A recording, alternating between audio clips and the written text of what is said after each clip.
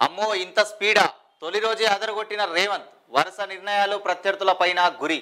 సీఎంగా ప్రమాణ స్వీకారం చేసే నేత ఆ రోజు చాలా రిలాక్స్డ్గా ఉంటారు కానీ అంతటి కీలకమైన రోజున రేవంత్ దూకుడు చూసి కాంగ్రెస్ నేతలే అవాక్కయ్యారు పొద్దున్నే విమానాశ్రయానికి వెళ్లి పార్టీ అగ్రనేతలను సాధారణంగా ఆహ్వానించడం ఆ వెంటనే ప్రమాణ స్వీకారం దానికి ముందే ప్రగతి భవన్ వద్ద బారికేడ్లు కంచె తొలగింపుల పనులు ప్రారంభం 6 గ్యారంటీల అమలు ఫైలు పైన కుమ్మరి రజని అనే దివ్యాంగురాలికి ఉద్యోగం ఇచ్చే ఫైలు పైన సంతకం అనంతరం ఎయిర్పోర్టు దాకా వెళ్లి సోనియా రాహుల్ ప్రియాంకకు వీడ్కోలు సెక్రటేరియట్లో బాధ్యతలు చేపట్టగానే కేబినెట్ భేటీ అందులో విద్యుత్ అధికారులపై ఆగ్రహం రాష్ట్ర ఆర్థిక స్థితిపై శ్వేతపత్రం విడుదల చేయాలని నిర్ణయం ఇలా చాలా పనులు చేశారు ఆయన అంతేనా సీఎంఓ ముఖ్య కార్యదర్శిగా శేషాద్రిని ఇంటెలిజెన్స్ చీఫ్గా శివధర్ రెడ్డిని నియమించారు ఒకటి కుమరం భీం ఆసిఫాబాద్ జిల్లా జోడేఘాట్లో డబుల్ ఇళ్లను పనులు పురోగతిపై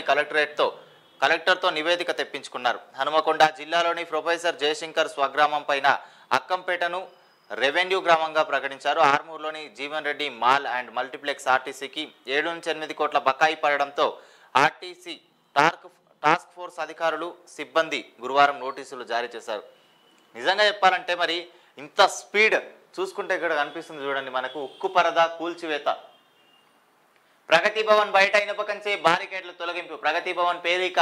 మీదట జ్యోతిరావు పూలే ప్రజాభవన్ ప్రజలందరికీ అందుబాటులో నేడు ఉదయం 10 గంటలకు ప్రజా దర్బార్ ఏదో ఒక ఐడితో సచివాలయంలోకి ప్రవేశం ప్రగతి భవన్ కద్ద కంచెను తొలగిస్తున్న దృశ్యం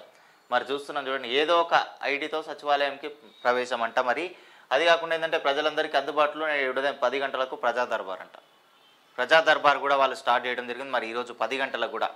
అయితే మరి ప్రగతి భవన్ పేరిక జ్యోతిరావు పూలే ప్రజాభవన్ అంటున్నారు ప్రగతి భవన్ బయట ఇనుపకంచే బారికేడ్ల తొలగింపు అయితే మనం చూస్తున్నాం ఇక్కడ చూడండి ఒక తెలంగాణ ప్రజలందరికీ ఒక విముక్తి దొరికింది అనుకోవచ్చు